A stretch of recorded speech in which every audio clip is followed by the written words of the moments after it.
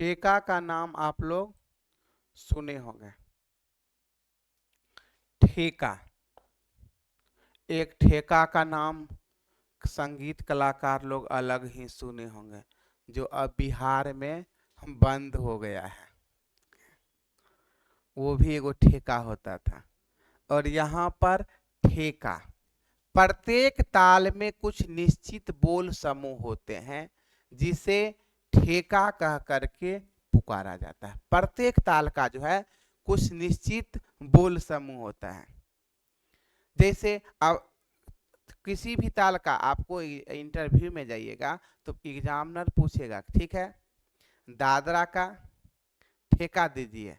ठीक है, दादरा का ठेका मतलब क्या, धा धी ना धा तू ना धा, हो गया। कि ये ताल का क्या हुआ, प्रारंभिक स्वरूप हुआ। तो ताल के प्रारंभिक स्वरूप को हम क्या कहते हैं, ठेका कहते हैं। दूसरे शब्दों में कहा जा सकता है कि ताल सेम ही है, नहीं कुछ, हाँ, ये निश्चित बोल समूह होता है। और दूसरे शब्दों में कि ताल के प्रारंभिक स्वरूप को हम ठेका कहते हैं। यानी कि कुछ निश्चित बोल समूह होता है प्रत्येक ताल में। झपताल में धीना धी धीना, तीना धी धीना। रूपक में ती तीना धीना धीना। तिब्रा में धा दिन ता तत कत गदिगना। कहरवा में धागे न तिनक धीना। एक ताल में धिन धिन धागे त्रिकिट तूना कत्ता धागे त्रिकिट धीना। तो प्रत्येक ताल में क्या होता है, एक निश्चित बोल समूह होता है। यह ताल का प्रारंभिक स्वरूप है। तो इसको हम क्या कहते हैं, ठेका कहते हैं। तीसरे शब्दों में किसी भी ताल के मात्राओं को तबले के वर्णों की सहायता से वाद्य पर बजाने योग्य बोल समूह को हम ठेका कहते हैं। वाद्य पर बजाने योग्य बोल समूह। आप देखिए तबले के कितने वर्ण होते हैं, बतला चुके हैं।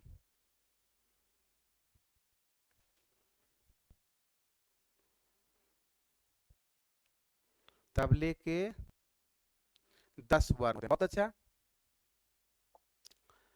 ठेका शब्द ताल वाद्यों के लिए सर्वाधिक महत्वपूर्ण है। ठेका का प्रयोग जो है ताल वाद्य यंत्र या लय वाद्य यंत्रों के लिए बहुत ही महत्वपूर्ण शब्द है ठेका।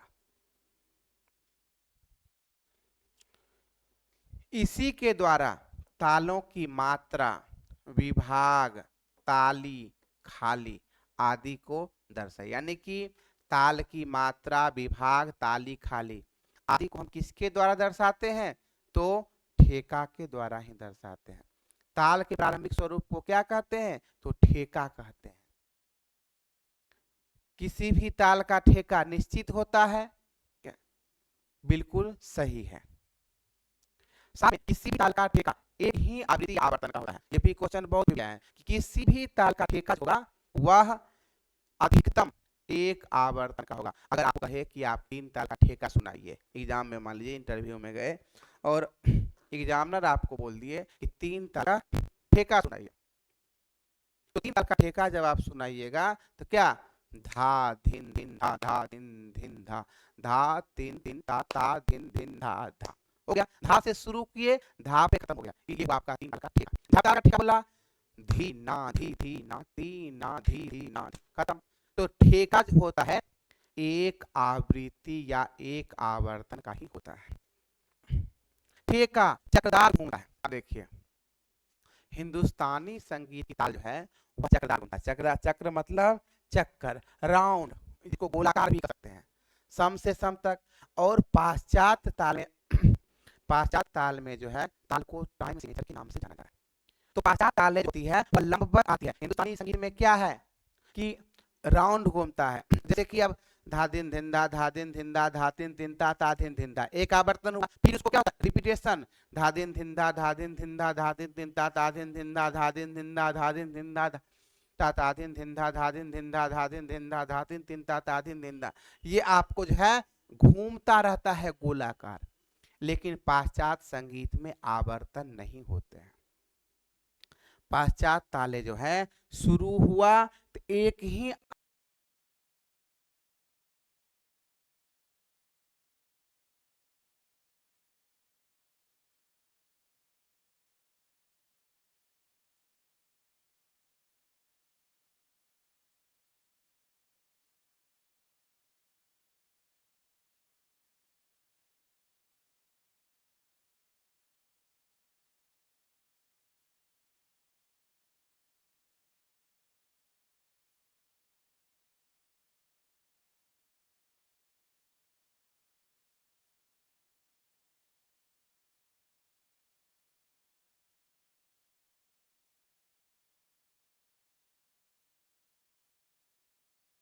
आवर्तन में अंत होगा।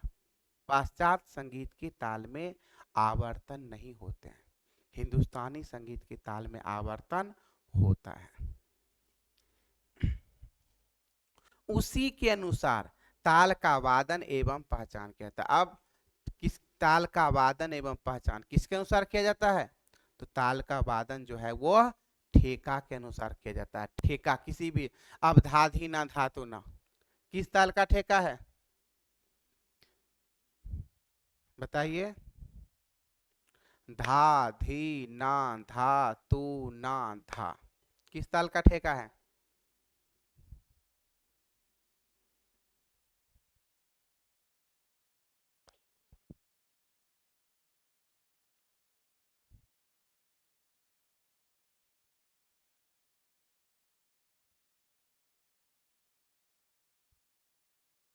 दादरा, बहुत अच्छा। तो किसी भी ताल का पहचान ठेका के अनुसार किया जाता है।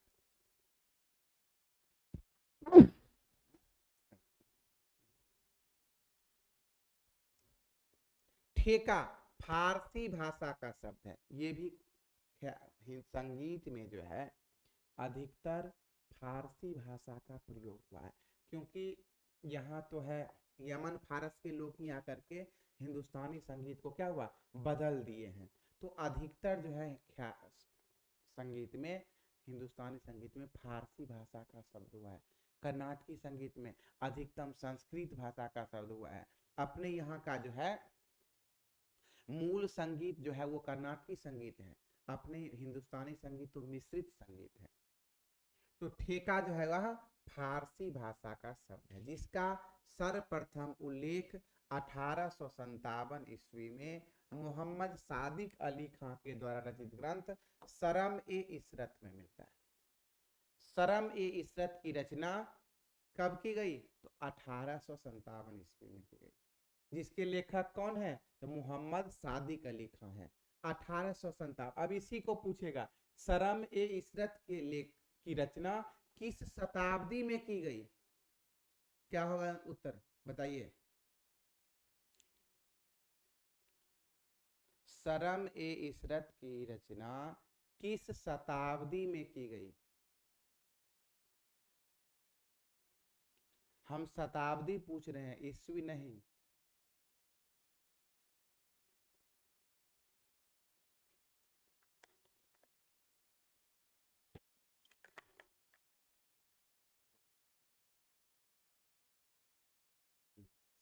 शरम ए इसरत की रचना 19वीं शताब्दी में, 19वीं शताब्दी में, 19वीं सदी। सदी या शताब्दी एक ही होता है। शताब्दी 100 वर्ष का होता है। अगर आपको पहचानने में 19वीं सेंचुरी, बिल्कुल सेंचुरी भी कहते हैं, सदी कहते हैं, शताब्दी कहते हैं। दशक में 10 वर्ष होता है, शताब्दी में 100 वर्ष होता है। अब इसी में उत्तरार्ध या पूर्वार्ध भी आता है। तो देखिए, किसी भी ईस्वी 100 साल का होता है, जैसे 1 से लेकर के 100 साल, ये हो गया आपका प्रथम सती या प्रथम शताब्दी। फिर 101 से लेकर के, अब देखिए अगला 100 कब पूरा होगा? 101 से चलेंगे आगे तो अगला 100 होगा 200 में पूरा। इसका मतलब ये हो गया दूसरी शताब्दी। उसके बाद 201 से लेकर के चलेंगे तो अगला 100 कब पूरा होगा? 300 में पूरा होगा, तीसरी शताब्दी होगा। आगे हम चलेंगे, जहां 100 पूरा होगा वो शताब्दी होता है। अब 1857 से आगे चले हैं, तो 1857 से आगे चले तो अगला 100 कहाँ पूरा होगा? 1857 की बात करते करते 1900, 1900, तो ये हो गया आपका 19वीं शताब्दी। ठीक है। अब इसी में आता है पूर्वार्ध या उत्तरार्ध। 19वीं शताब्दी के उत्तरार्ध होगा या पूर्वार्ध होगा? तो देखिए, 1 से लेकर के 50 तक ये होता है आपका पूर्वार्ध, पूर्वार्ध। और 51 से लेकर के 100 तक ये होता है आपका उत्तरार्ध, यानी पूर्व का आधा और उत्तर का आधा। तो 1 से लेकर के 50, किसी भी में 1 से लेकर के 50 तक। अब देखिए यहां पर क्या है,